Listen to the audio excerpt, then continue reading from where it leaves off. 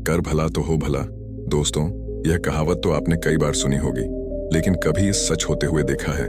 अगर आप दूसरों के साथ अच्छा व्यवहार करेंगे और उनके लिए अच्छे काम करेंगे तो आपके साथ भी अच्छा होगा। हम जैसा व्यवहार दूसरों के साथ करते हैं, अच्छा या बुरा, वैसे ही हमारे साथ होता है। एक बार बुद्ध के शिष्य अनंत ने उनसे पूछा, गुरुदेव, जीवन में सच्चे धर्म का क्या मतलब होता है? और कर भला तो हो भला, इसका क्या तात्पर्य है? तब बुद्ध कहते हैं, मतलब यही है कि तुम जो करो उससे दूसरों का हित होना चाहिए। और बुद्ध ने कहा कि चलो, इसका मतलब मैं तुम्हें एक कहानी के माध्यम से समझाता हूँ। देवभूमि राज्य में एक नवविवाहिता शादीशुदा पति पत्नी रहते थे, जिनका व्यापार मिट्टी के खिलौने बनाकर बेचना उनका काम था। हर बार की तरह अंश ने खिलौने बनाए और अपनी पत्नी मान्यता को दिखाने लगा और कहने लगा कि आज के मेले में तो सारे खिलौने बिक जाएंगे। तब मान्यता कहती है, हाँ, खिलौने बने तो अच्छे हैं, लेकिन बहुत कम खिलौने हैं, ये तो मेले में जाते ही बिक जाएंगे। तुम पूरे दिन क्या करोगे? तब अंश ने कहा, तुम सही कह रही हो, इतने खिलौने से क्या होगा हमें, और मिट्टी की मूर्तियां बनानी चाहिए। लेकिन मिट्टी खत्म हो गई है और अभी मिट्टी लाने के लिए साहूकार के खेत से मिट्टी लानी होगी। मैं मिट्टी लेकर आता हूँ, तब तक तुम इनका ध्यान रखो। तब मान्यता कहती है, साहूकार, क्यों, यही पास से ले आओ।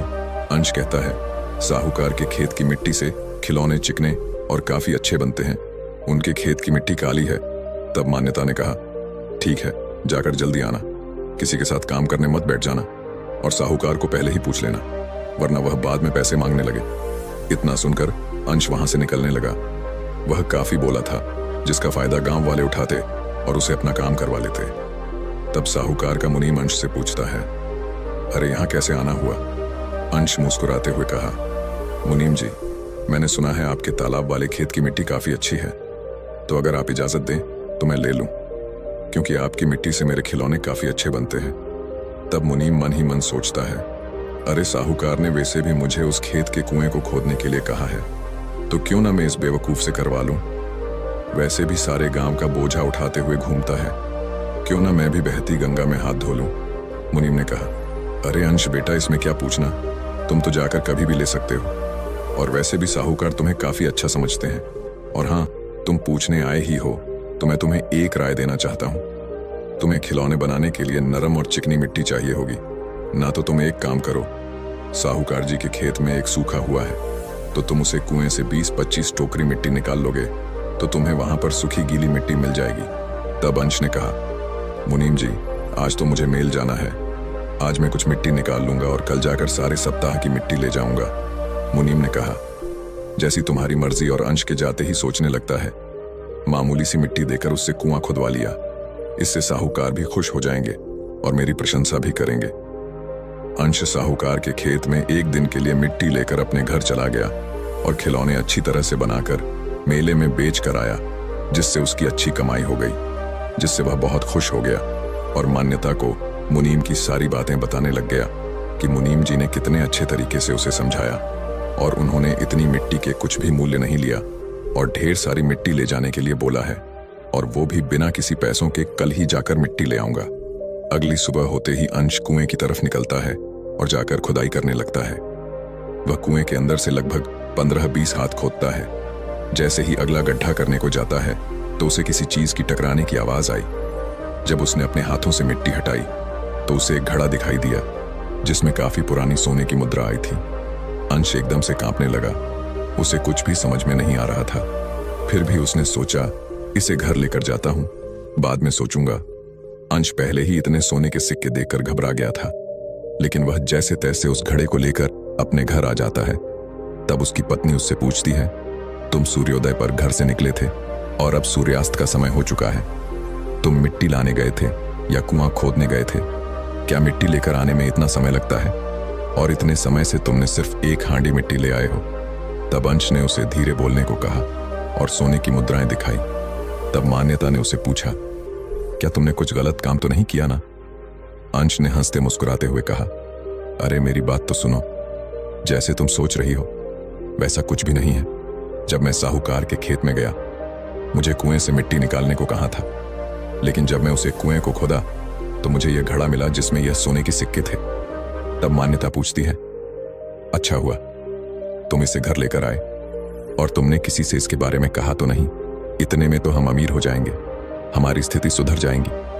अंश ने गुस्से से कहा, नहीं, यह सोने के सिक्के हमारे नहीं हैं, तो इन पर हमारा हक नहीं है। मान्यता कहती है हम क्यों नहीं ले सकते। इन मोहरे को अंश कहता है। माना सारे गांव वाले मुझे बेवकूफ समझते हैं, लेकिन मुझे इतनी समझ है कि अगर इस बात का पता साहूकार जी को लगा तो हमें जेल जरूर जाना पड़ेगा, और वैसे भी इनका हकदार तो साहूकार ही है। मैं कल ही जाकर साहूकार को यह देकर सब बता दूंगा और सिक्के उन्हें दे दूंगा।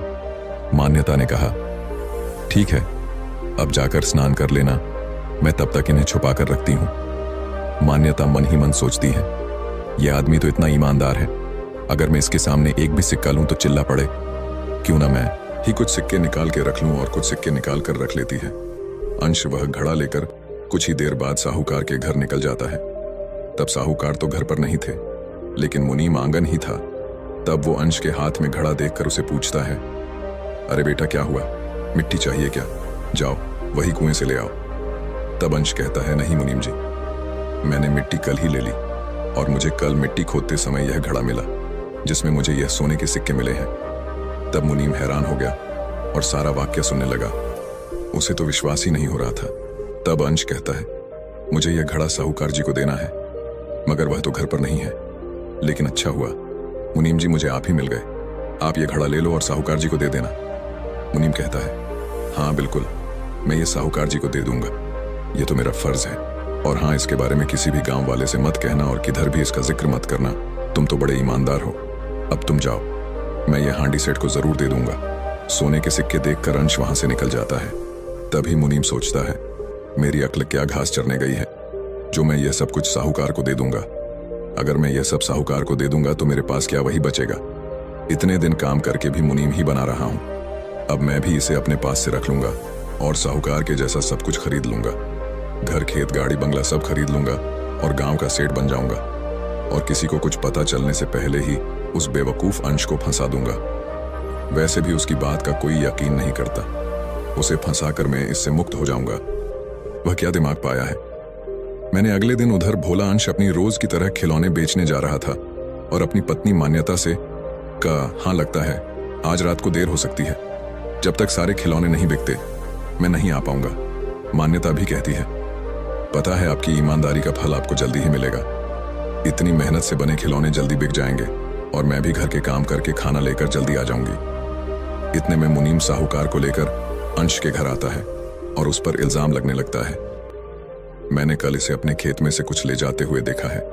जब मैं इसके पीछे आया तो मुझे इसके आंगन में से एक सोने की मुद्रा मिली। इसका साफ साफ मतलब है कि इसे जरूर हमारे खेत में से कुछ मिला है, और मैंने इन दोनों को कल बात करते हुए सुना था। अब उनके घर की तलाशी लेनी चाहिए। मुनीम ने सिपाही को बुलाया। तब मान्यता डरने लगी और तलाशी से मना कर रही थी। तब अंश ने सारी घटना साहूकार जी को सुनाई और कहा, जब मैं आपके खेत के कुएं में खुदाई कर रहा था तब मुझे सोने के सिक्के मिले तो थे, और मैंने वह सिक्के मुनीम जी को लाकर दिए थे। साहूकार को मुनीम पर भरोसा था, इसीलिए उसने मुनीम की बात को ही सच माना था और अंश से कहा कि मैं तुम्हारे घर की तलाशी लेना चाहता हूं।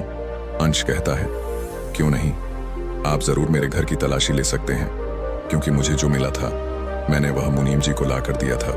मुझे किसी बात का डर नहीं है, आप बेझिझक मेरे घर की तलाशी ले सकते हैं। मान्यता के मना करने पर मुनीम कहता है, जरूर सोने के मोहरों के साथ साथ इन्हें और कुछ भी मिला होगा, इसलिए तो यह हमें रोक रही है।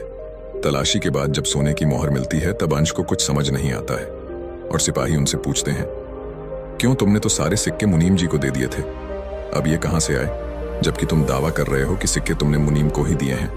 अब ये कहां से आए हैं, जरा बता सकते हो? अंश ने साहूकार जी से कहा, आप मेरे बातों का यकीन कीजिए, मैंने कल ही मुनीम जी को सारी मुद्राएं दे दी हैं। साहूकार भी अंश से पूछने लगे, जब तुमने सब कुछ मुनीम को दे दिया था तो यह कहां से आया, सीधे सीधे बताओ, वरना सिपाही तुम्हें कारागार में जरूर डाल देंगे। डर के मारे अंश रोने लगता है। तब उसकी पत्नी मान्यता कहती है, साहूकार जी, मेरे मन में लालच आया और मैंने कुछ सोने के सिक्के रख लिए ताकि हमारे घर की गरीब भी दूर हो सके। बस बाकी की सारी मुद्रा अंश ने इस मुनीम को दी और अब यह झूठ बोल रहा है। मुनीम ने कहा, यह अपने पति के साथ है, दोनों मिलकर मुझे फंसाना चाहते हैं ताकि इन्हें कारगर न जाना पड़े। आपने देखा ना, सोने के सिक्के उनके ही घर मिले, अब यह मुझे फंसाना चाह रहे हैं। और सिपाही से कहा, इन्हें लेकर जाइए और इनकी अच्छी मरम्मत करना। लेकिन साहूकार अभी भी शांत ही थे। कुछ दिन होने के बाद वह एक दिन मुनीम के घर जाते हैं, लेकिन मुनीम तो सिक्के गिन रहा था। तब मुनीम साहूकार को देखकर हैरान हो गया। तब तक साहूकार जी को सब कुछ समझ आ गया। अंश सच बोल रहा था और मुनीम से कहते हैं, मैंने तुम पर भरोसा करके गलती कर दी।